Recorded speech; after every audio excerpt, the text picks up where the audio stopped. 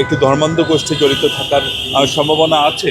মুসাব্বির আমাদের দলের একজন নিবেদিত প্রাণ কর্মী। সে রাজপথে বিগত আন্দোলন সংগ্রামে অনেক ভূমিকা রেখেছিল, অনেক ঝুঁকির মধ্যে সে ছিল। যে কোনো পরিস্থিতি স্বৈরাচারের লেলিয়ে দেওয়া গুন্ডা বাহিনী সে তার আন্দোলন সংগ্রামের কর্মসূচিগুলো সে চালিয়ে যাচ্ছিল।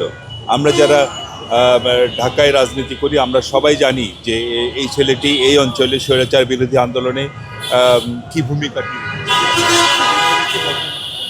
আজ কিছুক্ষণ আগে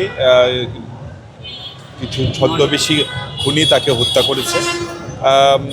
এর পিছনে কারণ কী কারণে হত্যা করেছে আমরা সেগুলো জানার চেষ্টা করছি। এখানেও আমরা দু একজনের সাথে কথা বলছিলাম যে ছেলেটি অতীত স্বৈরাচারের বিরুদ্ধে লড়াইয়ে এত সাহসী একটি ভূমিকা রেখেছিল, সেই ছেলেকে কারা হত্যা করলো, তাদের স্বার্থ কী, আমরা এগুলোই জানার চেষ্টা করছি। তো যতটুকু আমরা জেনেছি যে এখানে একটি ধর্মান্ধ গোষ্ঠী জড়িত থাকার সম্ভাবনা আছে। এখন পর্যন্ত যে তথ্য আমরা পেয়েছি আমরা আরও তথ্য সংগ্রহ করার চেষ্টা করছি।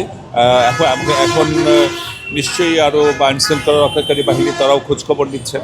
তাই আমি এমন কিছু বলবো না যা প্রকৃত ঘটনা উদ্ঘাটনে প্রতিবন্ধকতা তৈরি করতে পারে। সুতরাং তারা তাদের মতো তদন্ত করুক, আমরা আমাদের মতো খোঁজখবর নিচ্ছি।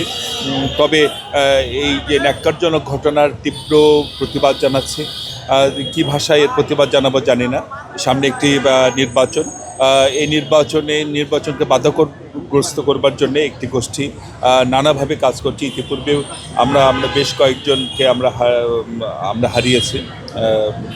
আপনারা জানেন এর আগে চিটাগাঙে একজন গেছেন, তারপরে হাতি নামের আমাদের আন্দোলনের এক সহযোদ্ধা ইনকিলাব মঞ্চে তাকে হত্যা করা হয়েছে। আজকে আমাদের মুসাব্বিরকে হত্যা করা হলো। এই ঘটনাগুলো সম্পৃক্ত কিনা তা জানি না, তবে মনে হচ্ছে যে এটি এই সামনে নির্বাচনকে বাধাগ্রস্ত করবার একটি চেষ্টা।